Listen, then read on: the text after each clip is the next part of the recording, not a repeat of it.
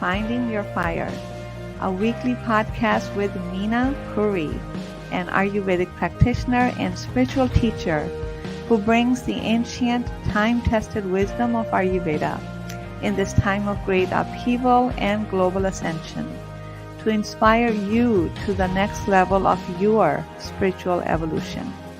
She will discuss all topics related to your physical, mental, emotional, and spiritual health. Are you ready to be free of all suffering and soar to your heart's calling? Hello, everyone. Happy Thursday.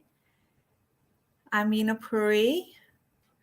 So today's topic, what came to my mind was to talk about the energy as we continue to see an uprise in emotional illness, as we continue to see the conversations are happening, which is wonderful, around mental illness. And so I just wanted to offer my perspective on our mental and emotional wellness. I'd rather talk about wellness than illness. And how the answers are actually closer than we think. So I'm going to start off with just, how I was feeling this morning. And many of you possibly can relate. So, I'm sure you've had days where you wake up, you either have too much to do, or whatever you had started, you have done, you're not seeing the momentum, or it's not moving. It's not going anyplace yet. So it can leave you at the same time directionless. Well, what do I do now? I've done this, this, and this. I've done everything I possibly can, and nothing is happening. And, the truth is, it doesn't matter how enlightened we may be. We are affected by others, and we affect others. The reason for that is that we are never completely done being the enlightened one, because if we were to get that stage, we're going to leave the body. So as long as we are in the body, we are going to accumulate energies around us. We're going to be affected by the energy of those we interact with. We're going to be affected by the energies of what we do, how we do it, what we eat, how we live. We are going to be affected. And because we are in the dense human body, we have a heart that can guide and lead us, but we also have a head, which is logical, which is more governed by the ego, and it's needed. The problem becomes when the heart and the head are not integrated. And the truth is, the mind, the ego is very, very strong. So I'm not one of those spiritual teachers that tells you get rid of the ego. You cannot get rid of the ego. You need it. Otherwise, you can't play your role in this world. But it's really about directing the ego rather than the ego running amok. So at times when you feel all over the place, when you get the sense that nothing is working, you feel discouraged, doubtful, questioning, and then the fear seeps in. Well, what if? Well, what if? What if? To feel this way, first of all, is a normal thing. Every single person on this planet is going to feel that from time to time, some more than others, some less than others, et cetera, et cetera. I felt that this morning. So, and it's just so appropriate for the topic that I'm going to bring to your attention and awareness. It must be, because I must be needing to share this in this way. Hence the reason for me to be feeling my energy was a little scattered. I had doubt, I questioned, and I'm wondering what's next, what if, etc., etc. So what we tend to do when we feel that, we get so involved in it. This is what I mean by that. It's that we actually begin to believe everything the mind is telling us. So jokingly, I told, one of my clients is that we all have neurosis. The problem is when we begin to believe our own neurosis, when we actually begin to believe the mind, which is all kind of made up, fear-based dialogue that happens. So if we were to go to that place, and very quickly you can go downward spiraling, because the arguments created by the mind are so logical, they seem to be true. Logic is not actually the real thing, right? So they're so logical that they're so believable. So you begin to believe them. But our life runs, we may think it operates from a place of logic, but it really operates from a much subtler, much more profound, and a source of intelligence, a source of the information. It runs from consciousness, something much larger than our thoughts. So believing our own neurosis will get us stuck.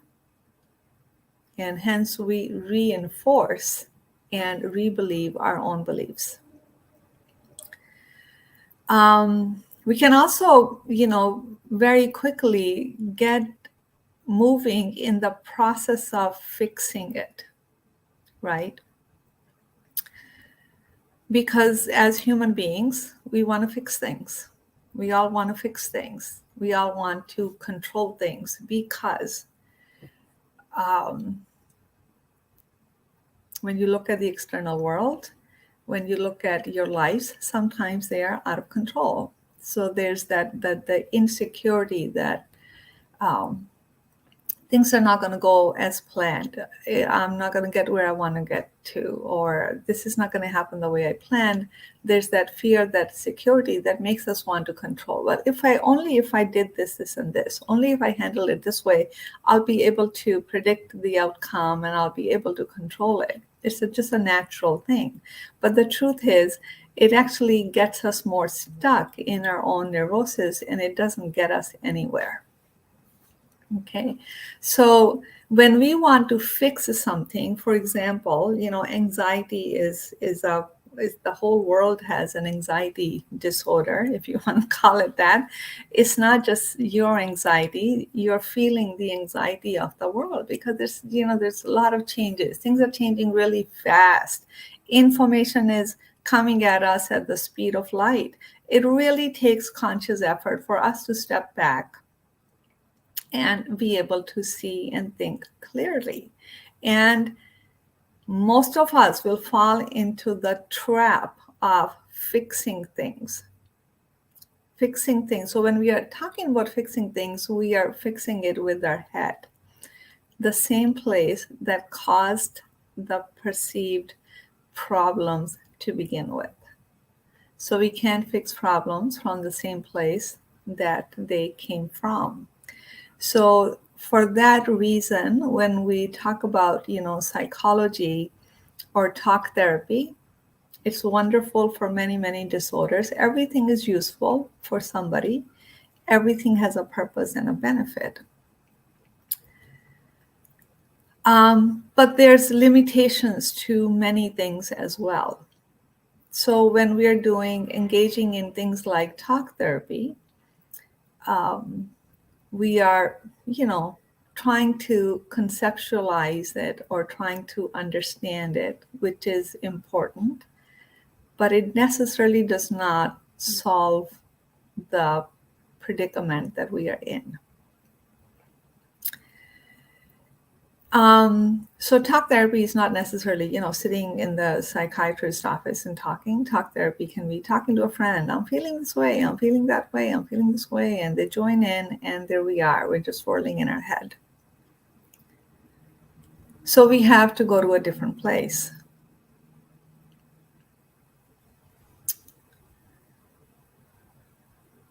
We have to go beyond the head. Well, the next thing that, easily accessible is our body. And so learning how to direct our thoughts, direct our attention rather to the body, can spare the swirling, twirling thoughts that go into our head, can spare us from it. So I'll tell you what I did this morning when I was, getting the sense of like a little discouragement, or what do I do next?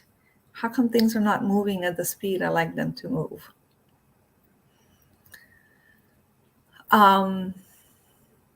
So my go-to always is to take a pause. Sit down. I sit down with my lemon water, close my eyes, and I just pause and I tune inward so I can sense what it is that I'm experiencing. I can sense the energy of the day, and what am I asked to do? And when you sit down, take a pause, do a 5-minute meditation on checking in, directing your awareness to the body, it can guide you as to where it is that you are feeling what you are feeling. So can you feel the sensations in the throat? Is it in the head? Is it in the heart? Is it in your gut? Is it in your legs, knees, feet?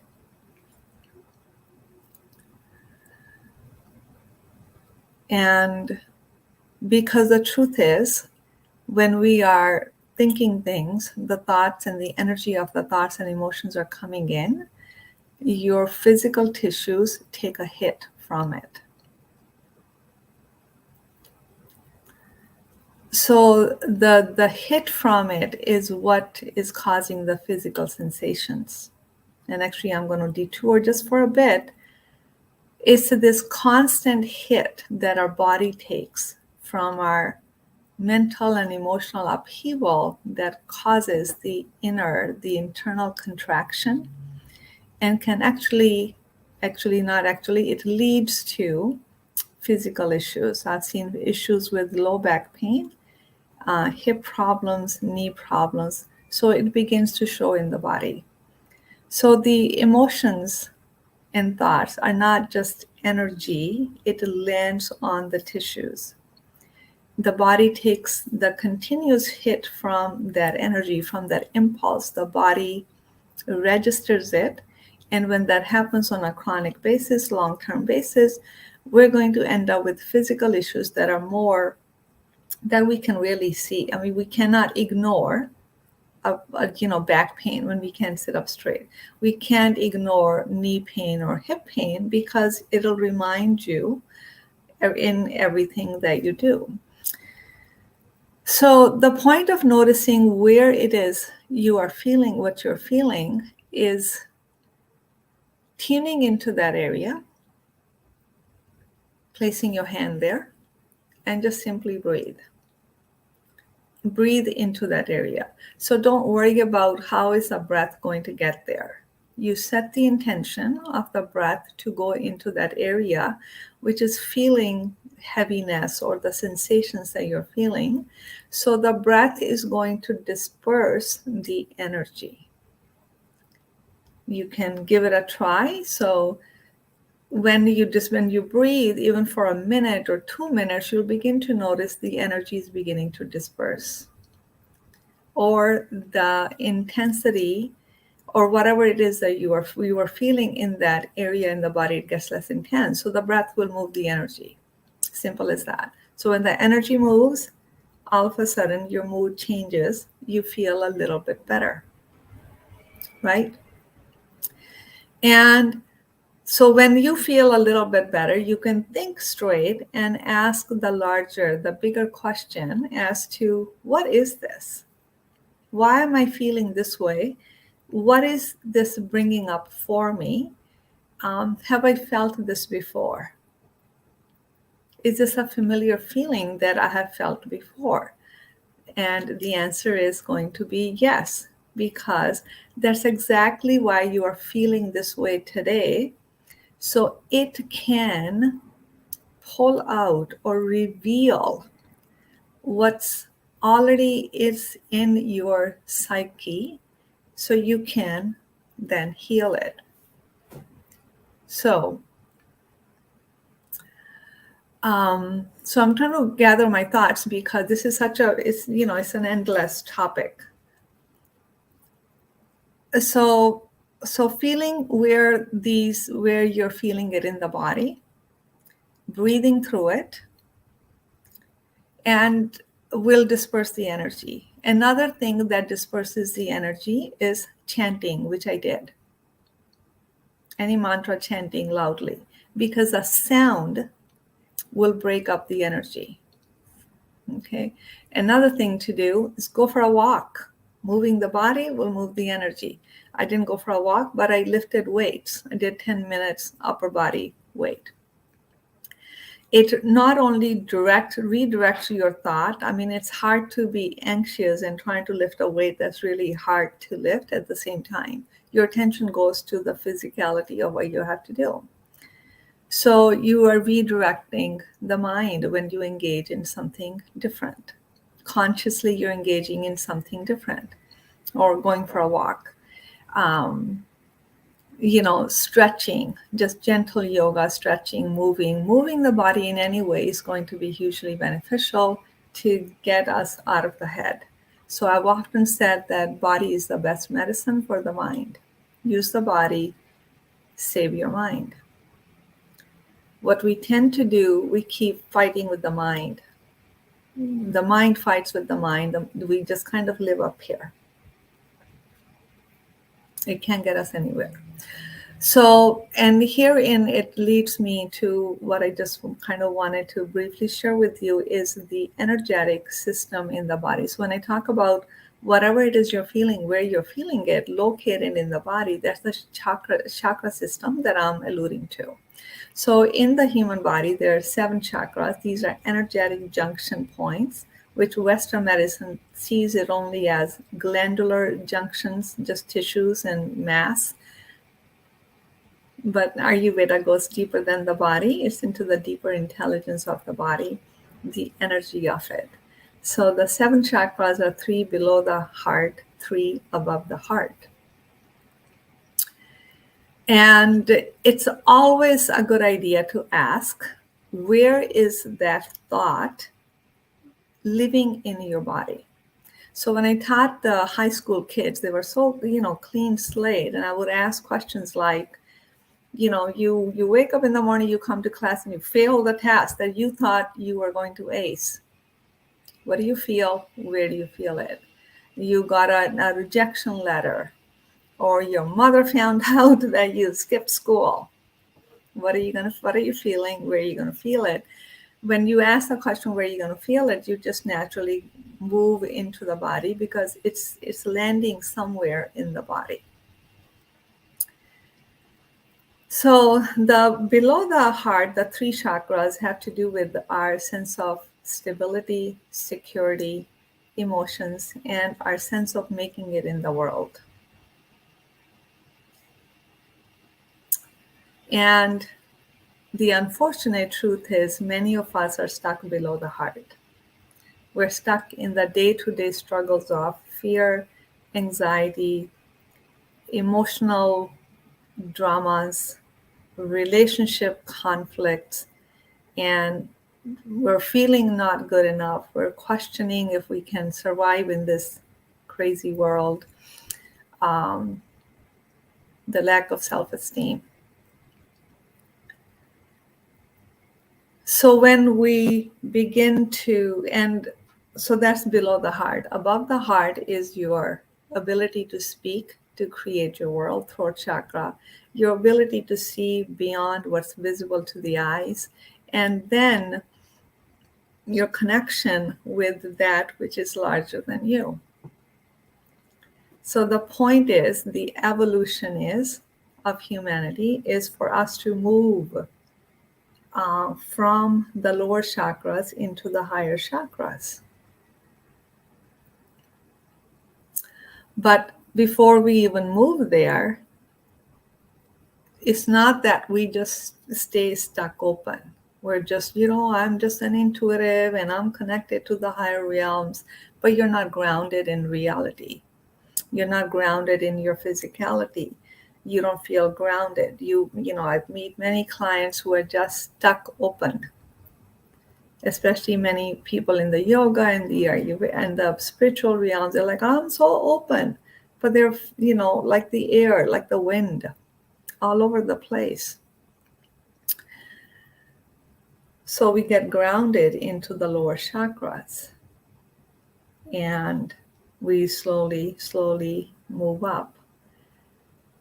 Heart being in the middle is the healing space, or is a merging place for the higher chakras and the lower chakras, where all becomes one in the one flow of love. That's the heart chakra.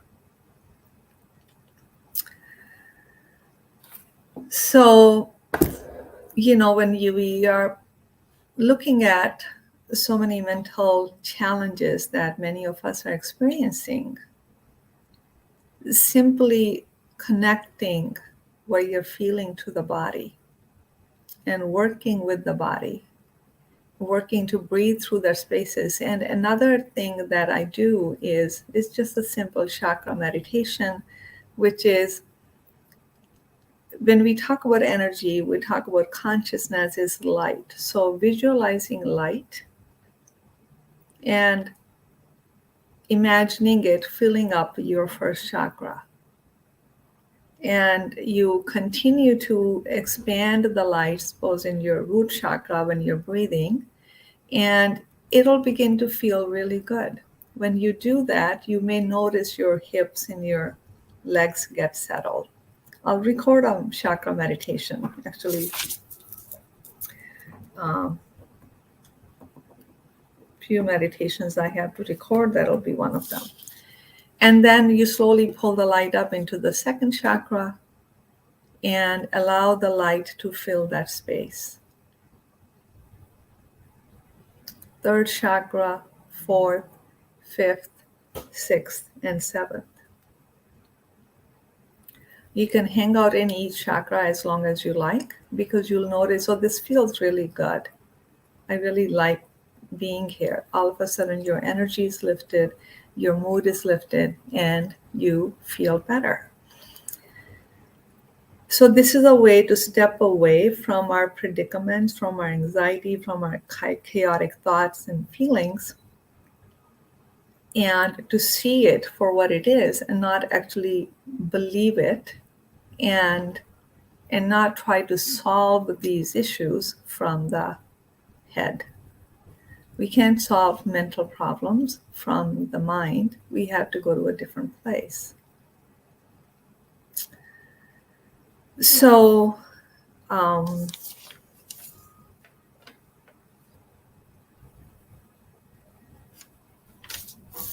imagine if, two people are living together, they wake up in the morning, they're both feeling the same way.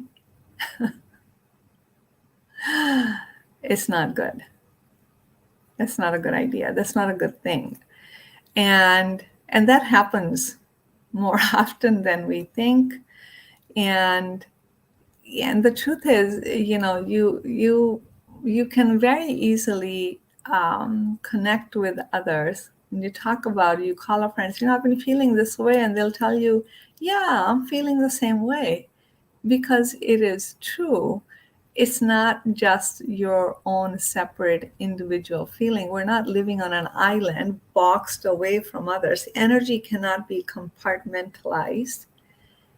We sense the energy. We are energetic beings. And that's why it's a good idea in the morning to take a pause.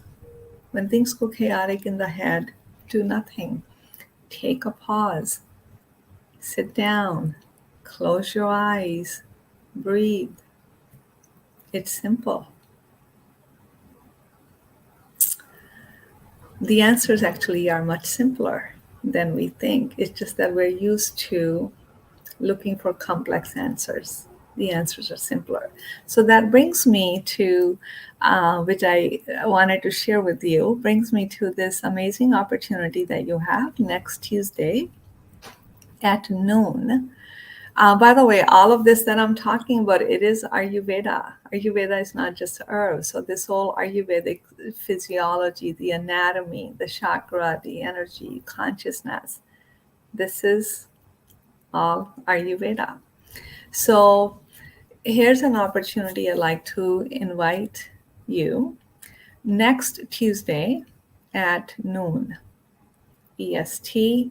I'm doing a free webinar on Ayurveda, answers to mind, body, and soul.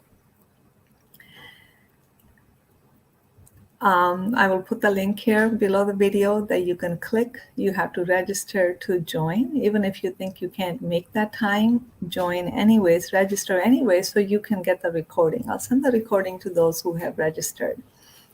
And in the world where there's so much information coming at us, where when it comes to even holistic health, there's just, the field is so full and so many different modalities. So it can be rather overwhelming and confusing.